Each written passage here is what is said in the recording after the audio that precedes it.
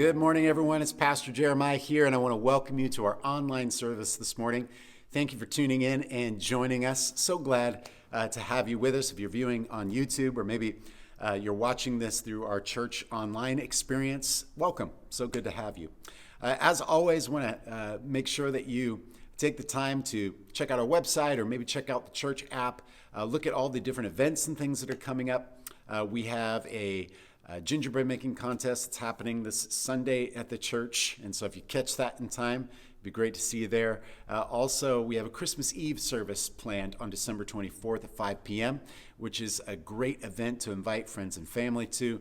It's going to be a really great experience as we celebrate Christmas, the meaning of Christmas with the lighting of candles and a recognition that God has sent his son Jesus into the world and has transformed the world through that process. There's something about lighting that candle and just that recognition that the light has shined in the darkness and the darkness has not overcome it. It's such a meaningful moment as we prepare in our hearts for Christmas once again this year. And so I hope that you can make plans to join us for that. Well, we are in a sermon series, Christmas themed, of course. We're teaching on the theme of incarnation, on God taking on flesh, Jesus coming in human form to reveal who God is to us. And last week we took a look at that term Emmanuel, which means God with us, and talked about the implications of that. And this week I want to talk to you about God's glory being revealed through Jesus Christ, the glorious one, the one in whom all the glory of God was manifest. And he shows us, he reveals to us who God is. You know, one of the things that's so incredible to me is the period before Jesus arrives on the scene, before Jesus' birth, there was a 500-year period of silence where God was not speaking to his people, Israel. In fact, it's a miracle that their identity as a nation was even sustained through that time because the prophets were so integral to people understanding their identity. God would speak through the prophets. He would guide. He would correct, course correct. He would rebuke. He would teach and help them understand who he was and what their significance was in his plan. And yet, even in that 500 years of silence, their identity was kept intact, even though in a lot of ways they'd lost their way. Certainly they'd lost their way. And that was perhaps one of the reasons for that period of silence. But, to wrap our minds around 500 years, I mean, our nation hasn't even been in existence for 250 years, even for half that time. And yet God's silence for 500 years.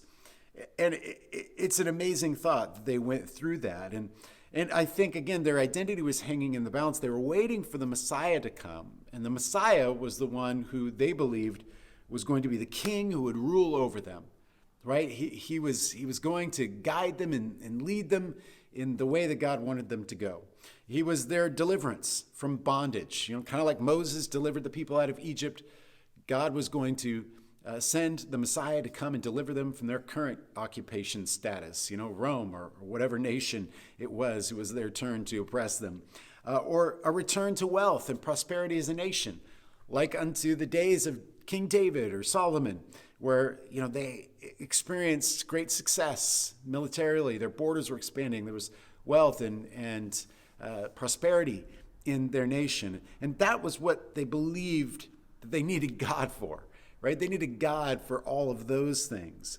And this was, I think, maybe even you could say the purpose of God's existence. It's what they needed him for. Rule us, tell us what the purpose of our lives is. Deliver us from all the consequences of our actions. And give us wealth and prosperity so that we can enjoy the good life. And it's not too different from how I think you and I perceive God or God's role in our lives today.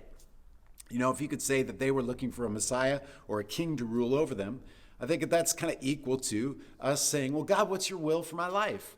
Because really, if you want a king to rule over you, to lead you in the correct course of action, many of us, we look to God, we say, God, show me your will for my life. Help me find meaning and fulfillment after pursuing that for which I was created for.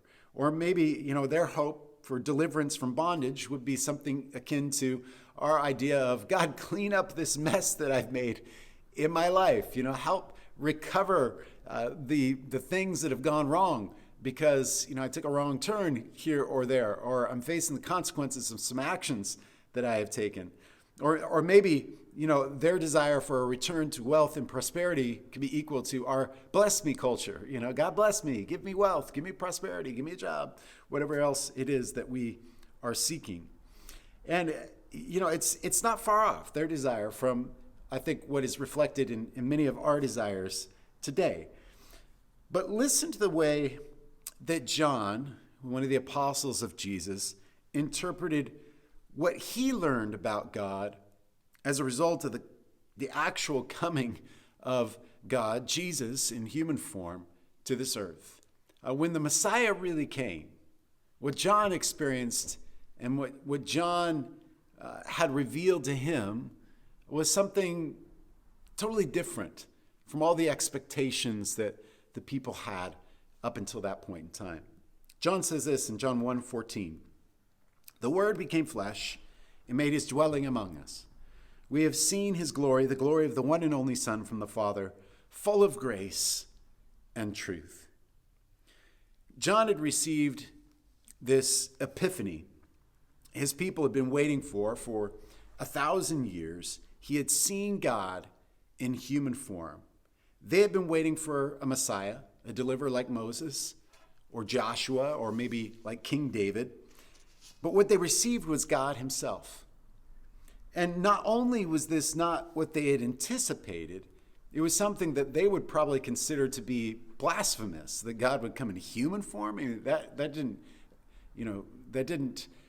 make sense in regards to their understanding of who God was, because the image of God was never supposed to be something to take on human form or form really at all. If you consider the commandment that God gave in Exodus chapter 20, verse 4, he says, "You shall not make for yourself an image in the form of anything in heaven above or on earth beneath or in the waters below." You would think that that would include even a human being, except, of course, when you catch the rationale that we've been made in the image of God, you might get a clue of what implications that has for this particular revelation of God coming in human form. So why did God command the Israelites not to form an image of God's likeness? Why was that something that he forbid? Well, he didn't want their understanding of God to be distorted or to become distorted. For instance, while Moses was meeting with God atop Mount Sinai, as he was receiving from God the Ten Commandments, among other things, the Israelites thought that Moses had abandoned them, that God had abandoned them. And so they came together and they gathered all the gold from the community, from the camp. They melted it down and they created a golden calf, a god that they bowed down and worshiped, just like all the peoples in Mesopotamia, what they'd experienced back in Egypt. This is just, what you did. This was the culture. And a golden calf, we could ask, well, why a golden calf? What's the significance of that? And of course, for people whose wealth was counted in livestock, you can imagine it was a symbol of wealth and prosperity. It wouldn't be unlike people in our culture today looking to the $100 bill, right? And oftentimes you'll see images of hip hop stars or movie stars, with $100 bills all over the place. And, it's just a symbol of wealth, a symbol of prosperity, a symbol, I guess you could say, of success. In other words, what God was forbidding them to do, as he forbade them to make a form or image of God, and to do so especially, in a way that another pagan nation would do around them. But in other words, God was saying, don't reduce me to a symbol of success or prosperity. Is that all that I am to you, I guess we could say. Ra, the sun god that the Egyptians worshiped, something that the children of Israel would have been very familiar with coming out of Egypt. He was the god of power, the most powerful of all deities, the god who would bring things into order. Well, the God of Abraham, Isaac, and Jacob refused to be reduced to being defined as just simply a source of power or a power amongst other powers in the world. In fact, when God is revealed in the scriptures, it is always in terms of the all-powerful God. He wasn't a power of many powers. He is the all-powerful God. But God didn't want to be reduced to a symbol of even power, right? That's not his ultimate meaning or purpose in our lives. As well, notice that God did not want to be confused with any of the representations of God that we find in the constellations. He said, nothing in the heavens above, nothing in the earth below. Many people used to and continue to use astrology to determine their future, their course of action. We ask the question, what's God's will for my life? Well, many people look to the stars, right? Help us define what is going to happen in the future. Bring us meaning, bring us purpose through that source. And somehow believing, of course, that there's an energy out there that is conspiring for you. The universe is conspiring for you, or vice versa, the universe is conspiring against you. But God refused, again, to be reduced to a genie in the bottle who grants people's wishes, right? Or he refused really to be recognized as, being the one who would grant the desires of, a human being, as if a human being was the reason that the world turned around, right? Or that we were the center of the universe, or the center of the purpose of our world in any way, shape, or form. God refused to allow people to think of him in those kinds of terms. In fact, we recognize the opposite. In Colossians 1, verse 16, the Apostle Paul says, "For in him," speaking of Jesus Christ, "all things were created, things in heaven and on earth, visible and invisible, whether thrones or powers or rulers or authorities, all things have been created through him and for him."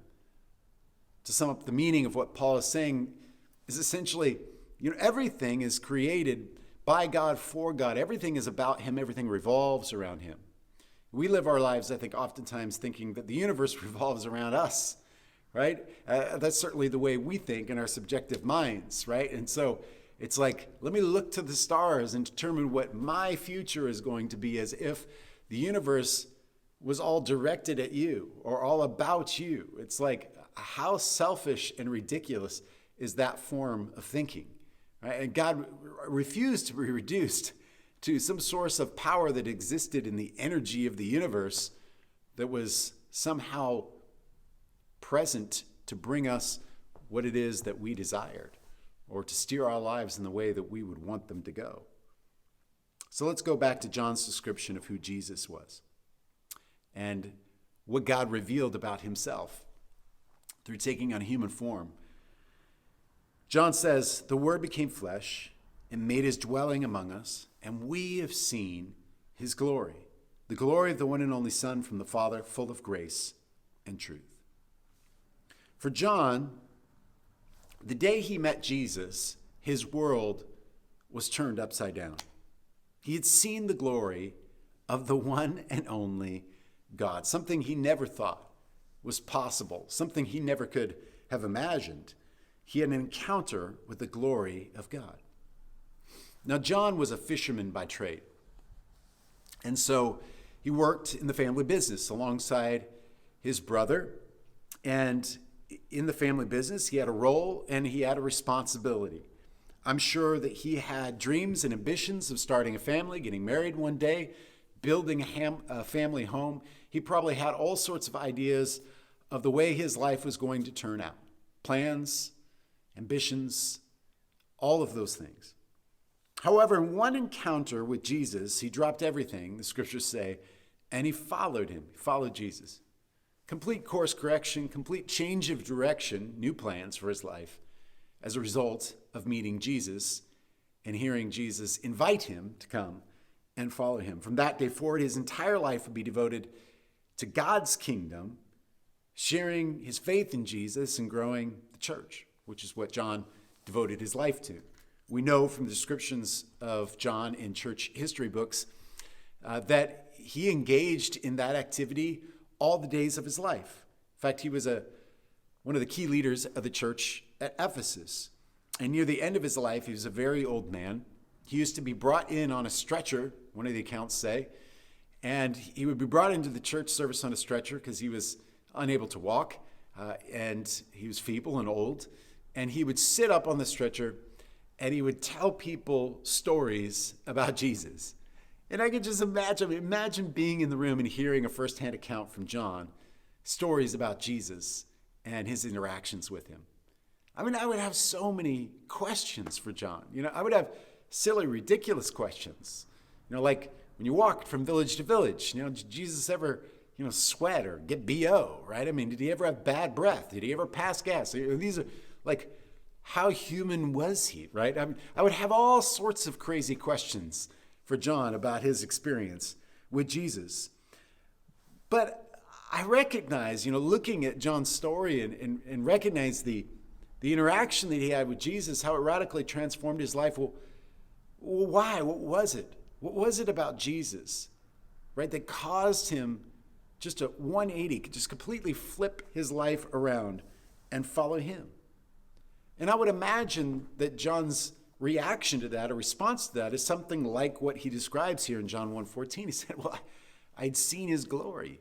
I'd seen the glory of God. I had an epiphany. I had a revelation of who God really is. And when you have an encounter with Jesus, everything else melts away. Everything that once had precedence and was a priority in your life fades away into the background as Jesus takes the first and the foremost, and pursuing Jesus becomes the priority of one's life. I had an experience like that when I was just 17 years old. And at 17, you have a lot of really silly ideas of how your life is going to turn out. And for me, it revolved around a professional sports career in, get this, beach volleyball. I was going to be a professional beach volleyball player. It was in the early 90s. Beach volleyball was becoming a very big sport. There was all sorts of sex appeal to it because it was on the beaches in California, and people were dressed scantily. You're in shorts and no shirt, and you're showing off your muscles, and it was a glamour sport, and I wanted to be a part of it. And I thought to myself, I could become a professional beach volleyball player. I would become an amazing athlete, a sex symbol. I would just have success and prosperity, and life would just be amazing. And so I dedicated my entire life to it. I would train my entire life at 17. I would train very hard. We'd run stairs at the stadium, do all sorts of jump training and calisthenics, and practice every day, all day. The entire wall in my bedroom was covered with cutouts of Volleyball magazine. All of my heroes who were pinned up against the wall, and all sorts of scenes on the beach of the surfing and the lifestyle of Southern California. That's what I wanted, right? I was born and raised in Anchorage, Alaska, and then lived in Seattle, Washington for a number of years, and I just wanted something different, right? I wanted to experience something glamorous, something amazing like that. And that's what my life was built around. I really thought that was going to be it. My relationship with Jesus was virtually non-existent. I've been raised in a Christian home. I wasn't really interested in that at that moment. My mom begged me to go to this Christian camp. I went. Experiencing this time of worship amongst a bunch of teenagers, a bunch of peers my age, as they're worshiping God in this beautiful setting at this camp. In the distance was this beautiful lake, and worshiping God, and had this experience. I had this experience where all I can say is I just recognized the reality of God in my life. I recognized how he had been with me through all the years of growing up, how he had spoken to me over the years, how I'd felt his presence in my life, and I was reminded of those moments in an instant. And God just really called me. He said, I want to be the source of your life. I want to be the one that you dream of and think about and focus on. I want to be the priority. I want to be the number one. And there was something in me, in my spirit, that moment in time. I'd experienced the glory of God, and I recognized this is all that I want. This is all that I need. So I went home and I just told my parents, I was like, I'm going to move. I'm going to move to be in this Christian community. And they allowed me to go move in with my sisters so I could participate and be a part of this church community that I had experienced this in and to really change my life. Change all my friendships, radically alter my goals, ambitions, things I was thinking about for the future. And God grabbed a hold of me and turned my life around. And it had huge implications for my future and for what happened next, because I was following Jesus. And it was like being shot at a cannon. It was that moment in which the glory of God was revealed to me, and there was no way around it. I was going to pursue Jesus and let everything else fall into place after that. Now, at this point in a message like this, likely there's this sense of guilt that you might feel. You might think to yourself, well, I've never had an experience like that, where the glory of Jesus was revealed to me, or some crazy nonsense that you're talking about. Or maybe your response is something different. Maybe you're saying, well, I had an experience like that when I was 17, or whatever age it was too, but that was a long time ago, and there's a lot of water that has run under the bridge since then. Well, here's the good news. John elaborates and says, here's what Jesus reveals to us. Here's what the glory of God was revealed to be. He says, unlike what the Israelites perceived, that he was all law and order, think Alice in Wonderland's Queen of Hearts, right? Off with their heads when they do something that God doesn't like. That's the way they perceived God to be. But John has this revelation of who Jesus is, and he recognizes something. He says he was full of grace and truth. Full of grace and truth. Let's tease that out a little bit. Let's start with grace, and we'll get to the truth piece. Jesus was a human being. He knows your weakness.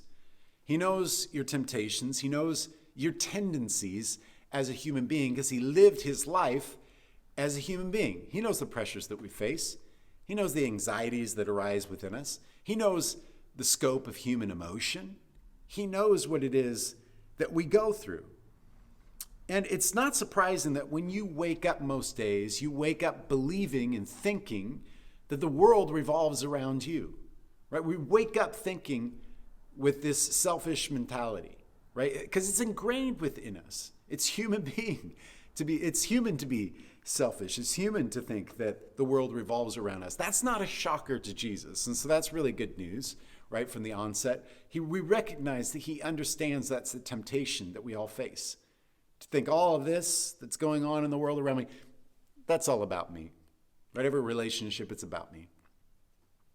Grace means that God is patient with us while we are trying to work out our salvation. And that patience is crucial for us to understand. He patiently walks with us as we stumble and fall. As we fall and then hopefully get back up. We are always encouraged to pick back up where we left off. To get up, dust ourselves off, and get back on the right track. And the difference between, grace and this previous perception of who God is, a God of law and order, a God of off with their heads, is kind of the difference between, for me at least, and I'm a child of the 80s, right? I played this game called Super Mario Brothers. Anybody who grew up in my generation, you know exactly what I'm talking about.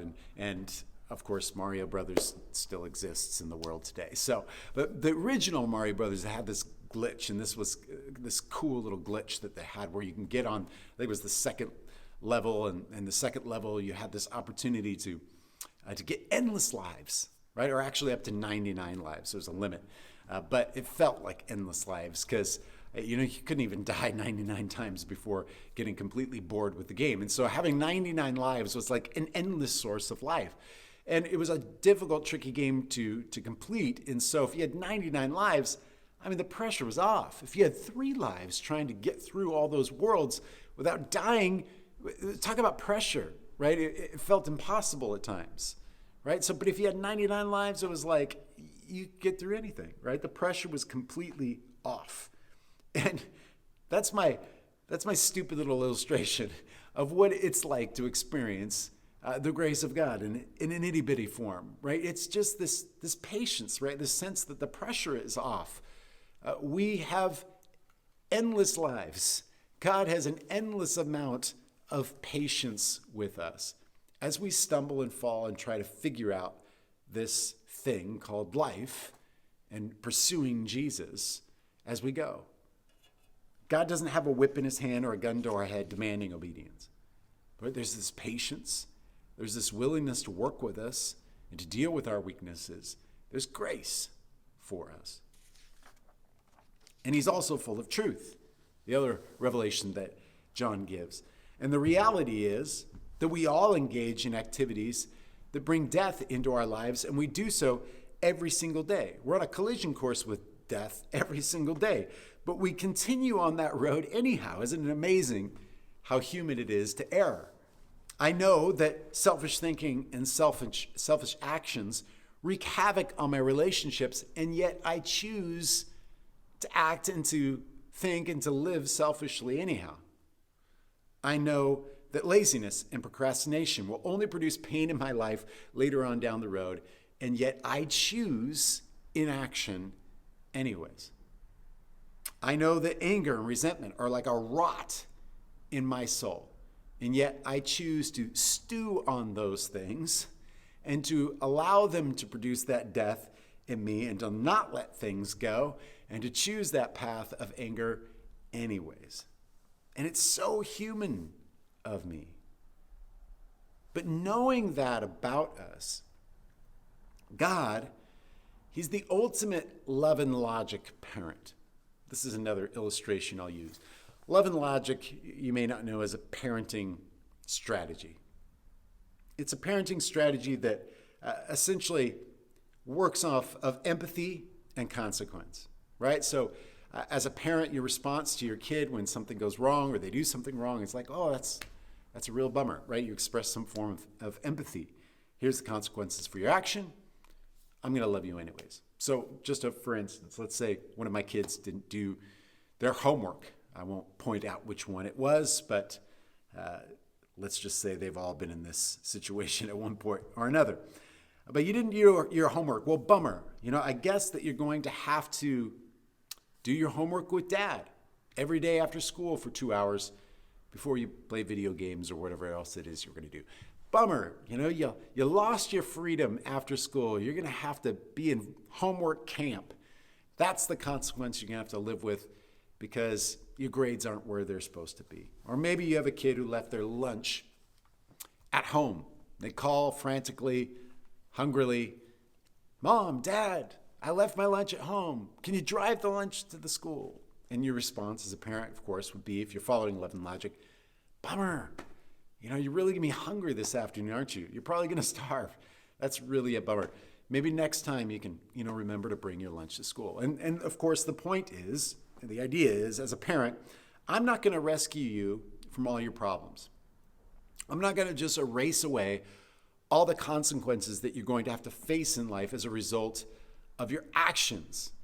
I'm going to allow you to learn your lesson through experiencing those consequences. And I think that that's something like what John is describing as the truth factor of who Jesus is. You can make a choice, and truth is the result of that choice, right? It's just the reality, the consequences of that choice. And that's just life, right? You could choose life or you could choose death. We all have had that freedom. That's one of the wonderful gifts that God has given us. We have freedom. You could choose life, you could choose death. And that is ultimately what we have to decide. I can either choose to pursue the one who gives life, or I could continue making choices that I know go against God's will, and I could suffer the consequences, which of course is death. But the beauty is that we always have the choice. This Christmas, once again, I want to remind each and every one of us that God spanned heaven and earth to be with us as a human race, to reveal to us who he is. And as John said, and as many of us have experienced at some point in our lives, the glory of God is revealed in Jesus. And when we experience and when we see the revelation of his glory, I think what that is, it's this revelation of what life is like. Life in all of its fullness, life in all of its wonder, life in all of the expectation that we have built up within us for what it should be and could be. That's the revelation of the glory of God that we have received. But of course, what so many of us experience through the course of life is that truth piece, right? The reality of the result of our actions, because so many times we have a dulling effect of the revelation of the glory of God, or we choose for some selfish, crazy reason a course of action that doesn't lead to life, but that leads to death. And as a result of that, right, the experience that we have here on earth is not all that God designed or desires it to be. And God is patient. He's patient with us. He's willing to work through all of these growth challenges, all these issues that we have with being human and erring as human beings. That's his grace. And his grace is with us, and it will always be with us. But this Christmas, we have an opportunity to choose life as a result of experiencing the glory of God, the glory of his presence here with us in our lives. And my prayer for you, of course, is that you would have a revelation of who God is, that this would be a year that your eyes are open, that your mind is open to the possibilities of all that God is, and that you would recognize in such a real way the true glory of God and pursue that with every ounce of energy that you have within you. I'm going to pray for you.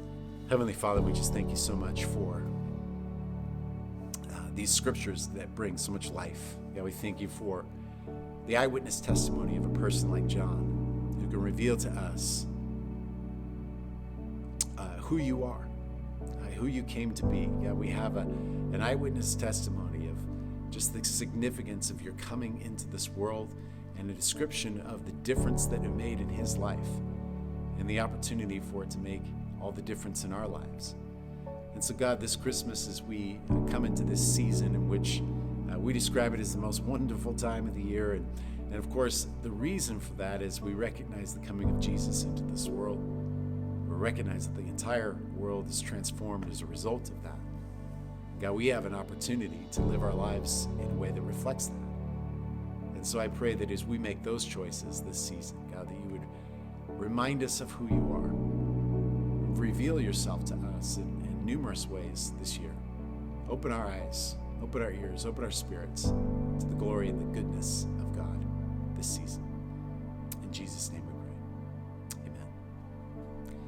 Amen. Amen. Well, I want to thank you for joining us this morning as we continue in our Advent teachings. And I want to continue to remind you to give generously to the work that God is doing through our church. You can give on the church website at westsidechurch.com/give. Also, you can give through the church app as well. Thank you so much for your generosity. And also remember those year-end gifts, as we are in a year-end giving campaign seeking to raise $70,000 before the end of the year for our budget shortfall. Just want to ask that you prayerfully consider how you can give to help us out in that endeavor. All right, well, God bless everyone. I hope you have a really great next couple of weeks as we build up to Christmas. And I just pray that this message is an encouragement to you. So blessings. Have a great week. Hope to see you next time.